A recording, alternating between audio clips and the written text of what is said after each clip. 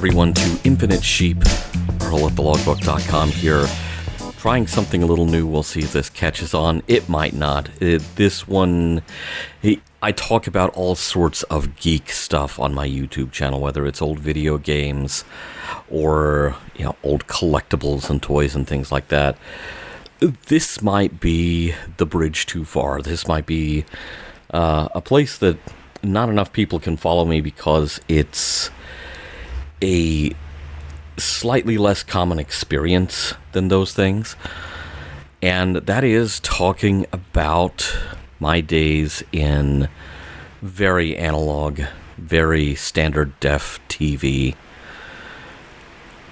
Back when it was all done on tape, baby. There was not nonlinear editing was still stuck in Hollywood. It was not a thing that your stations generally had.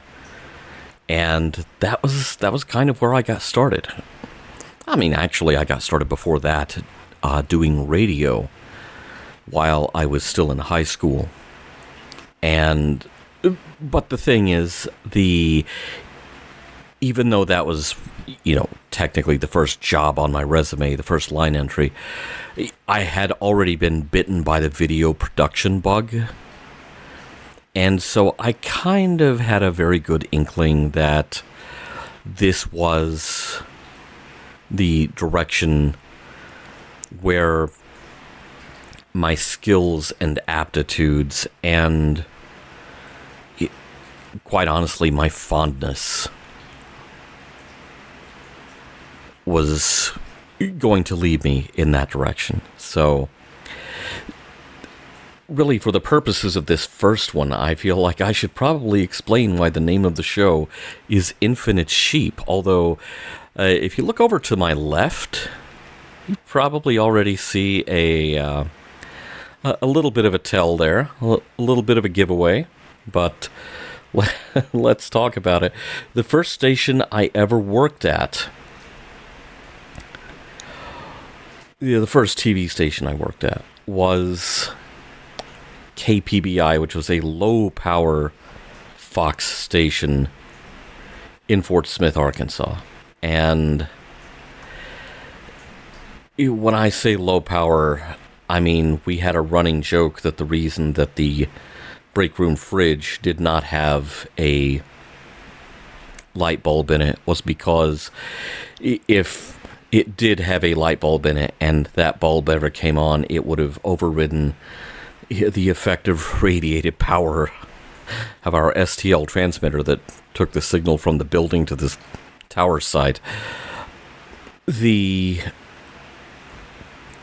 low-tech nature of this station cannot be stated enough because it was mostly hand-me-downs from other stations. Our station owners were Bill and Karen Ferris, who were former newscasters at Channel 5. They had both been on-air talent at Channel 5, which was the CBS station in town, the oldest station in town.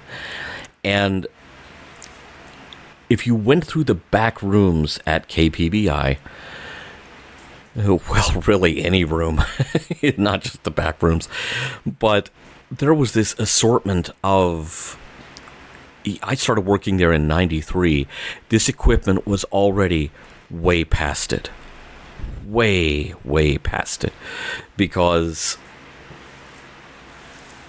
you're talking about 2-inch open reel VTRs that, when I actually tracked down the model number to see when this was made, some of the equipment dated back to the 60s, the late 60s.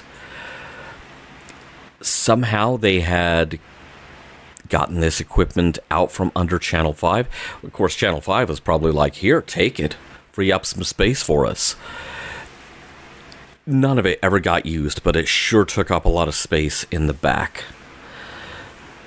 That 2-inch open reel VTR that I'm talking about was already in pieces because it had been cannibalized. So it didn't have the monitor, it didn't have the cover for the playback heads. It was missing a lot of stuff. It was missing a lot of the a lot of the circuitry cards that plugged into a cabinet on the top, if I remember, it was missing so much stuff. We never used it, but we all had to walk around it because it was such a heavy thing, and it took up so much real estate in the back of the control room that all you could do was just navigate around it. It wasn't going to get moved. That thing was never going to go downstairs, and it sure as hell wasn't going to go down the elevator. If it had, I think that would have been the last trip the elevator ever would have taken. But so there was a lot of really old equipment. The most cutting edge thing there was an Amiga 2000 based video toaster system. I think ours was Toaster 2.0, if I'm not mistaken. The screens you see over here are very much reflective of the user interface and the output. The video toaster, I mean, it's off maligned now because it is thought of as this very limited thing that was best put to use making wedding videos. There is some truth to that, but the toaster was actually extremely versatile if you were a power user, which no one at the station really was. We had a guy named Todd who introduced me to the toaster, and I think Todd kind of detected, I think his spidey sense went off. Okay, this is a computer nerd. He will understand this piece of equipment. He'll get it. And bless him for that. But yeah, even I took quite a while to figure out what can you actually do with the toaster. It turns out quite a lot. But there were also features of the toaster that we couldn't figure out who the intended audience or the intended use was. And the one that brings us to Infinite Sheep is one of the built-in wipes. There were lots of transitions and wipes built into the toaster, some of which were really neat, really useful, some of which overstayed their welcome if they showed up twice.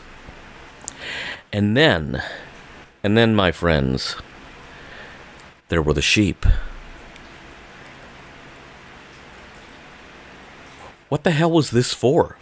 It was a transition that dropped a bunch of animated sheep into the screen, and then the moment the screen was full, it switched sources. Toaster could switch back and forth between different video sources as a live switcher, or you could have it switch back and forth between different frame stores. You could do a freeze frame like you could with a time-based corrector. And so whatever your A and B sources were, the sheep would descend from above, completely fill the screen, and then the switch would occur while the screen was filled. And then the sheep ascend to heaven, as sheep are wont to do. Who was going to use this? I mean, seriously, who was going to use this? Was this going to show up was someone at New Tech, the company that made the video toaster, what were they thinking? Oh, the 5 a.m. local station agriculture report. We use this a lot because, hey, sheep. No. And yet, once we had the toaster in the live loop, the live to air loop, which I suppose I should explain that. We had two Amigas running Toaster 2.0, so probably two Amiga 2000s. And then we had an Amiga 4000 running Video Toaster 4000, which had more advanced features, and, I could really make light waves sing on that one back in the day. And kind of became the only guy in that very small TV market even attempting rudimentary 3D animation, which, let's be fair, it was only rudimentary 3D animation. But the sheep, that transition slot for the memory and storage that it took to have an animated transition. Why would you devote one of those slots to airborne sheep? An infinite number of sheep, one might say. So, there you go. Those are the infinite sheep. That's the whole story there. We used the Toaster 4000 in production. That was my baby. We had a one of the Toaster 2.0 was also in production. It was kind of a backup. It was on the other edit bay because we had two edit bays back there. And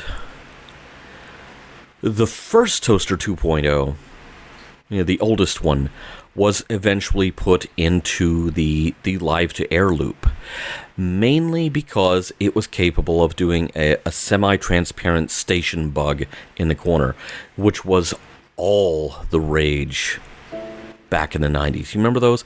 Every station had this kind of embossed, transparent logo in the corner. Why, I don't know, but they were that paranoid that people would forget, the people with the Nielsen diaries would forget what station they were watching. So let's keep the station number in the corner at all times, at all costs. And so that's what the oldest Amiga 2000 toaster wound up doing. Although occasionally, usually late at night, and I worked overnights at this station for a very long time, so I'm going to say that this probably coincided with my shift quite frequently. If you stayed up late enough, the sheep might drop. You might get to see the sheep drop. And so, there you go. That is the story of the infinite sheep. We were always looking for any excuse to deploy this because it was just the dumbest thing imaginable. And also although it was not, it was not spliced off into the air audio signal. The Amiga would play, a little bah, bah. Would play a little sheep sound. We should have put that in the air audio. It should have been a channel on the mixer, except that we barely even had a mixer. So, the infinite sheep, ladies and gentlemen, it was the dumbest thing. We couldn't possibly use it. So help me, we used it as often as we could possibly get away with.